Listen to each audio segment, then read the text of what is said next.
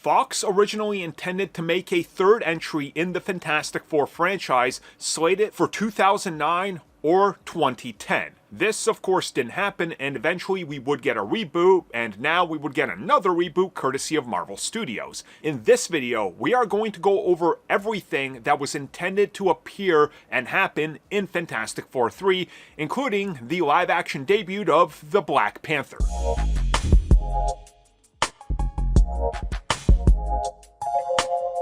So the original Fantastic Four film came out, and while it wasn't the biggest success you could imagine, the reviews were not the worst, and well, the film made an impressive splash at the box office. Releasing in 2005 on July 8th on a production budget of $100 million, it made $333.5 million, and with a marketing budget of $100 million, it made well over $80 million in profits once you take out the theatrical take and all that. Merchandise sales also helped. There was video game tie-ins and all sorts of things. Yeah, Fantastic Four did good. The sequel, Rise of the Silver Surfer, amped up everything from a production budget of $130 million, but the box office fell to a $301.9.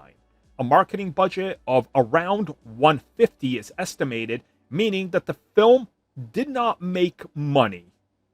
They say they did, but we don't know. Chances are that was offset by DVD sales and at the time also early Blu-ray sales, because those were a thing that accounted and delivered sequels. So it makes sense that at some point they were discussing Fantastic Four 3. I already talked about how the director of those films talked about it previously. I've talked about actors from the film teasing, but not really getting into what it could have been. Although we do have some details that has surfaced, and I've connected the dots across multiple different interviews, including old ones, about what could be happening. So the Fantastic Four were going to get a third film, and it was going to be different. Let's put it that way. So many ideas early on in production were discussed. The ending of Fantastic Four 2 teased Namor, and while they were trying to get that off the ground, unfortunately, that would not have happened. Or maybe fortunately. What happened was that Fox owned parts of the rights to Namor, but the actual film rights were still locked away at Universal. Marvel owned the third portion, and the unknown fourth party that we still don't know owned the other part. So if they would have used Namor, he would have had to be completely redesigned and not mention Atlantis, and more than likely not even, to a degree, be the way Namor is presented, because they also were not allowed to mention some of his specific powers due to the Disney side, and also they would have had to stay away from anything that Universal was working on. So if you think about that, since they were working on a film, it would have been Namor in name only. But the idea then shifted to exploring the film with Ben Grimm as the main character. And the story would have involved him and his love interest, aka Alicia Masters. And the revelation would have been is that her father, the sinister puppet master, was going to be the villain. Now, he would not have been the primary villain, as there was still other plans. They would have hinted at the survival of Silver Surfer and Galactus. Now, Galactus would have still remained largely a cloud and debris, but at the same time, Doctor Doom was set to return and play a major role, reportedly being the puppet master of Puppet Master. So, he's puppeteering the guy who's the puppet master, who's doing whatever he's doing, which honestly sounds kind of cool. But then they realized maybe this isn't going to work because, hey, we did Doctor Doom 3 times in a row. So Fox realized that they fully owned Skrulls, or at the time at least owned one version of Skrulls and the Super Skrull.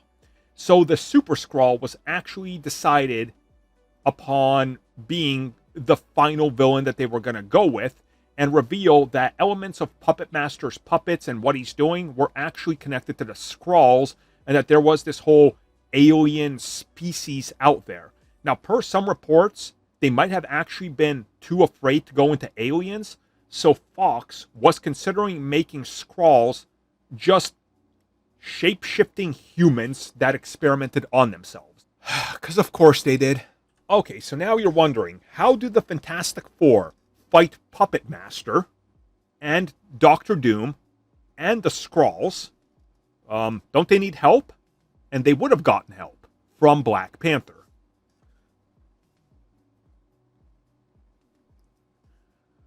So this is an interesting one because Black Panther was partially owned by Fox, not fully. So we don't know to what extent, but I think we can look at it and sort of use a process of elimination. So Black Panther's first appearance was in Fantastic Four. He's one of their villains, but he obviously became a hero. There was specific cutoffs with specific versions of characters. To my understanding, Fox could have used Black Panther in the Fantastic Four, but they would have been restricted to a certain amount of time, and also Wakanda can never be mentioned. Due to the fact that another studio owned Black Panther, and they could make their own version, they could use Wakanda, but their version would have to be legally distinct and different enough from whatever Fox was doing, so there was no confusion. This obviously would have been easy to do. So essentially what would have happened is in the second act, we would have found out that they have a new friend who's hanging out. He's helping them. He's also very smart. This would have happened to be T'Challa from an unknown African nation. He essentially has been investigating Doctor Doom and where the Skrull threat comes from, and he gets involved and ends up getting entangled in the third act, and obviously the heroes win. But that's not the complete story, because what is revealed is that Black Panther has to go back home, but he might return to help them. Again, I don't think they ever would have been able to legally say Wakanda, so he's just going home to a unnamed location. Namor, if he was in it, same thing, but possibly was cut very early on. There would have been, I guess, a marriage between Ben and Alicia, which, again, makes sense, fine. But the big revelation was that Sue Storm is pregnant. And at the end of the film, we would have seen that Franklin Richards was born. And that's where the film ended, setting up potentially more films in the future. So yeah, that's the unmade Fantastic Four 3. I don't want to say it sounds good. I don't want to say it sounds terrible. It sounds Fox enough to, if it would have happened, probably would have been an entertaining mess. And I'm glad it didn't happen. This film single-handedly could have hurt Namor, could have hurt Black Panther, and who knows how much more damage it could have done to Doctor Doom or whatever else. So ultimately, we got Fan-4-Stick, and then ultimately, we get the best version, which is First Steps. Thank you for checking out that video, and thank you for your continued support. Feel free to like, share, subscribe, do whatever you will, and if you're so inclined and would like some additional content from us, which includes unfiltered content and bonus discussions, we do offer exclusively in our member section. We hope to see you there. So thank you for watching, and have a good one.